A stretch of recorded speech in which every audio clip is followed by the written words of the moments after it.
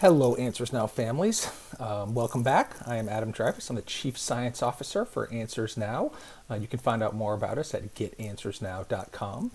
During this crisis, we have been doing these regularly scheduled webinar kind of things about evidence-based practices. One of the reasons that we started Answers Now was to try to get all of this really great expert information that's been out there for decades into the hands of parents. It is a failure on our part as the so-called experts to make sure that you parents and caregivers have all the tools that you need.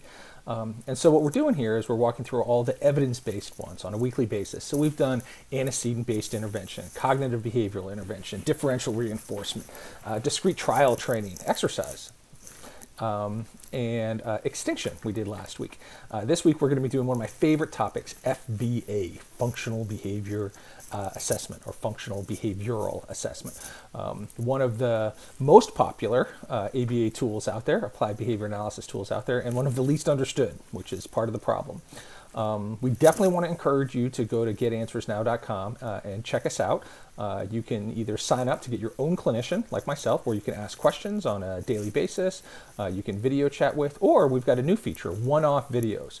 So if you don't want to kind of sign up for your own clinician on a month-by-month basis, you can just sign up for a 15-minute or a 30-minute Q&A and get your questions answered under the one-off video.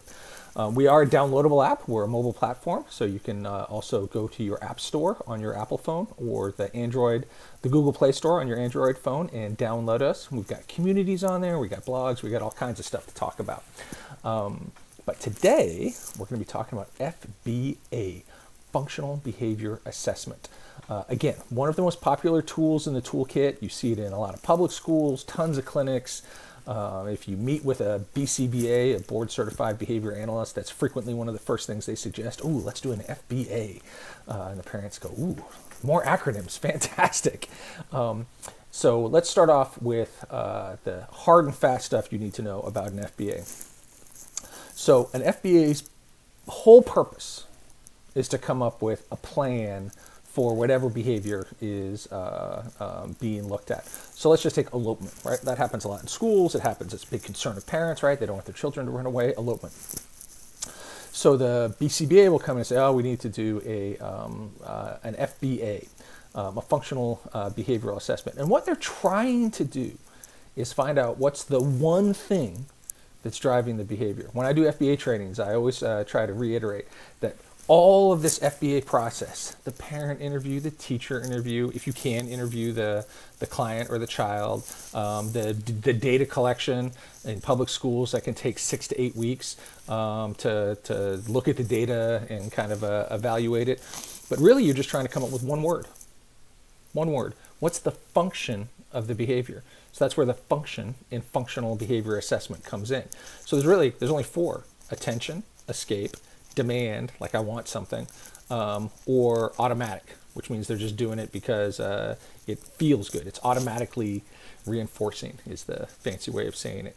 So you just want one of those words, because each one will prescribe a different BIP, a behavior intervention plan. So you have your FBA is done, you get 1 or 4 words. Oh, it's attention seeking. Oh, it's escape. Oh, it's a demand, or tangible, as they sometimes say, or it's automatic. They just do it because they like it. So let's take elopement, for example. So we've got Johnny. He's eloping from class, and it's very dangerous. He's running out in the street. This is a huge problem. So one of the problems of the FBA procedure is that, like in a school division, they might say, well, it's going to take 8 weeks. Well, do you want to wait 8 weeks to address a kid running out in the street? So that's one of the friction points. So what they're looking at is Johnny running out in the street for attention, right? He's lacking in attention. As we would say, he's in deprivation for attention, which just is exactly what it sounds like. He's starved for attention. And he's found that, hey, if I run outside and run into the street, man, I get a lot of attention. Or it's escape. That is a frequent problem in the public schools, or in any school, including the schools that I operate. Escape. You put something in front of them they don't want to do, and they run. There's also demand. So like Johnny may have discovered that when I run out into the street, Adam chases me and then he takes me to the playground afterwards. So I get to go on the swings. So I've learned that I can get swings if I run out into the street. Or he just likes to run. He just likes to run, or he likes the sound of the cars, or he likes the sound of the horns, or he likes the feel of the wind on his face. He's not seeking attention. He's not trying to escape from anything. He doesn't have some other thing on the back end of it that he has discovered that is connected to this. Like every time Adam chases me out into the street, he brings me in and gives me a chocolate milk. He just likes the experience, and who knows what element of the experience, but it's internal, right? So always remember that when you're doing an FBA, it is not you're not trying to get some elaborate answer. You want one of these 4 things: attention, escape, tangible, automatic. That's the box you're going to check. Be very, very wary of any FBA that comes back with a bunch of these checked, because then it's meaningless. Not meaningless, but it's very difficult to write a plan that if you check multiple boxes. That's usually somebody's not very skilled at what they're doing. So it's a good thing to keep an eye out for. So what comes out after an FBA is completed should be a behavior intervention plan. So that would look something like, I would write it up, or someone else, and they'd say, Jack, who was running out into the street, it's attention seeking. So here's what we're going to do ahead of the curve. We're gonna tell Jack he's doing a good job 5 times an hour, and we're going to keep track of that to make sure that it's doing. If he does start to run, whoever goes and gets him is not going to talk to him, is not going to give him anything, is not going to give him very much attention. So what we're going to try to do in that behavior intervention plan is, as we talked about last week, we're going to try to put the elopement on extinction by not reinforcing it, reinforce the behavior that we want, which is him staying in the classroom by giving him lots of attention, and have this all drafted up. So FBA, behavior intervention plan, boom, stuck together. Want to remind you that I am the Chief Science Officer of AnswersNow, and you can find out a lot about us at getanswersnow.com. You can check out our free blogs. You can check out our communities. These are parent communities where you can ask questions. They're kind of broken out by categories. But the main function is to put a board-certified clinician in your pocket. So you can sign up and boom, you now have the AnswersNow app on your phone, and Adam has been assigned to you as your clinician, and whenever you want, you can type him a question or set up a video chat about my kids' behaviors, academics, brushing teeth. I got an IP meeting coming up. What do you think about medication? I'm meeting with my doctor. How do I talk to my doctor about it? Any kind of question you've got around your son or your daughter, the clinician should be able to answer. And now we have the fantastic one-off videos. So if you just have a very specific question, like, oh my God, I got an IEP meeting in 2 days and I just need to talk to somebody really quick about it, go ahead and sign up. You can sign up for just the one-off. Or there's this behavior, you know, we're in stay-at-home orders all the time, and now he has started running around in circles, and I don't know why he's doing that. Can I talk to somebody about that? Absolutely. So go to getanswersnow.com, check it out, and let's come back to FBAs. Again, one of my favorite topics. So as I like to do, I like to get a little historic sometimes. So the reason FBAs came about is because we had a tool, we still have a tool, and it's really, really effective. It's called the functional analysis. It's an FA as opposed to an FBA. I know it gets confusing pretty quickly. What happens with a functional analysis is that a trained clinician will try to turn on the behavior. So let's take elopement. So I come into the school and I say, oh, okay, so Jack's eloping. It doesn't look like he's eloping now. How can we get him to elope? So remember, I'm trying to find out, is it attention? Is it escape? Is it demand? Or is it does he just like the way that it feels running outside? So a functional analysis is, I would go through all 4 of those conditions and try to see if I can light switch this on. So for attention, I'd be like, all right, nobody pay Jack any attention. Nobody pay Jack any attention. And let's see if we reliably can get him running. Or let's put a ton of demands on Jack, a lot of work on Jack, and let's see if that's it. Is he trying to escape from the work? Or let's find something that we think that he likes and withhold it for a long period of time and see if that triggers him. What you're trying to do is see if you can get the behavior to turn almost on and off like a light switch, and then you have a very, very high level of confidence that it's one of the four. Automatic is just how many times does it, and where does he do it? Because you can't turn on something that's just automatically reinforcing, because it's, again, comes from within. So I'm trying to find one of those four words. Now, do you see the problem with that? Do you see why parents and teachers might think this is not a great idea? So we come in and we say, hey, we're going to do a functional analysis. I'm going to try to get Jack to run out in the street. And mom goes, whoa, time out. This is a really bad idea. Or the teacher says that. Or it's another behavior. It could be a very dangerous self-interest behavior. Jack bites himself. Jack bites others. Jack punches people. Jack punches himself.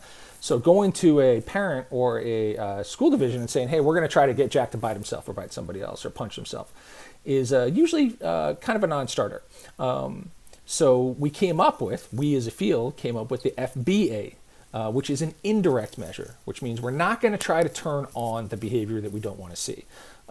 We're just going to see if we can talk to enough people and observe him and capture the data and see if we can make a good, educated guess, right? A hypothesis. We think that it's attention, or we think that it's escape, and here's our behavior plan.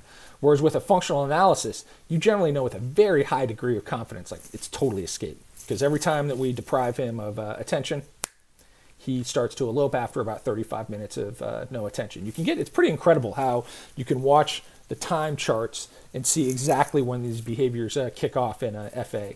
But again, an FA, functional analysis, not a very popular assessment tool for parents and for teachers. And so, thus, the FBA. The FBA is not as accurate and can give you false negatives and false positives. It usually takes a little bit longer to kind of get to the root of the problem, but they are very, very commonly used, especially in public schools.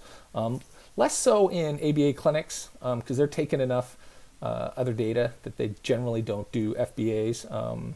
They have enough data that they can test out some of the hypotheses as far as attention and escape without going through the whole FBA process. It's mostly a public school thing. But I also want to say the public schools, or a lot of folks, a parent will escalate their concern about a particular behavior, and the school or the clinic or the hospital will say, oh, let's do an FBA.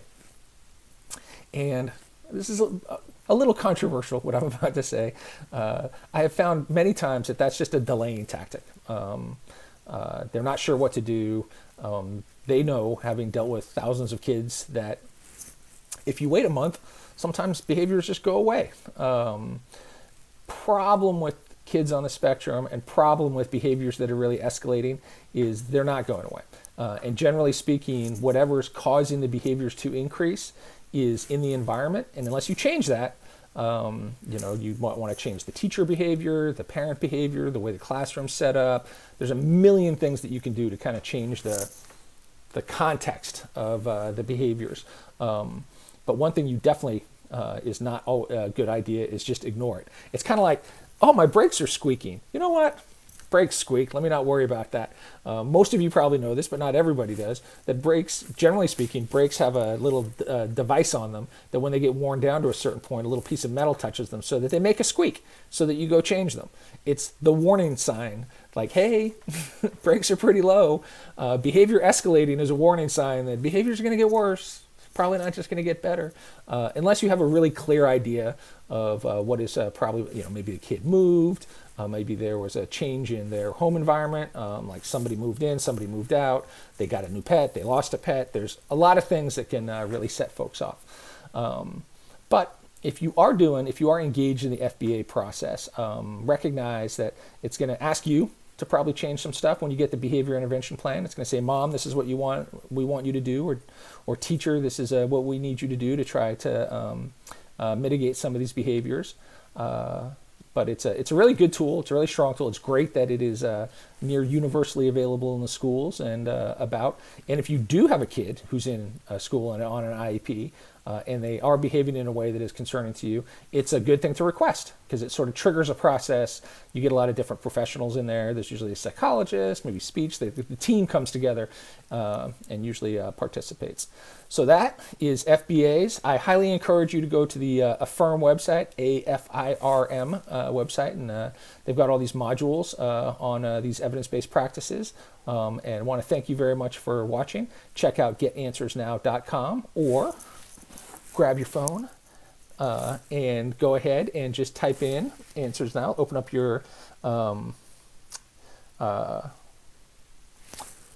app store and type in time to be a hero.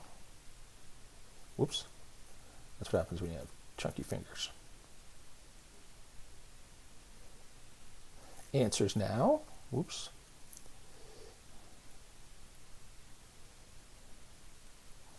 And there we are. And you just download us, and away you go. Thank you again. I'm Adam Dreyfus, Chief Science Officer for Get Answers Now, or for Answers Now. Find more about us on getanswersnow.com, and hopefully you're having a terrific day.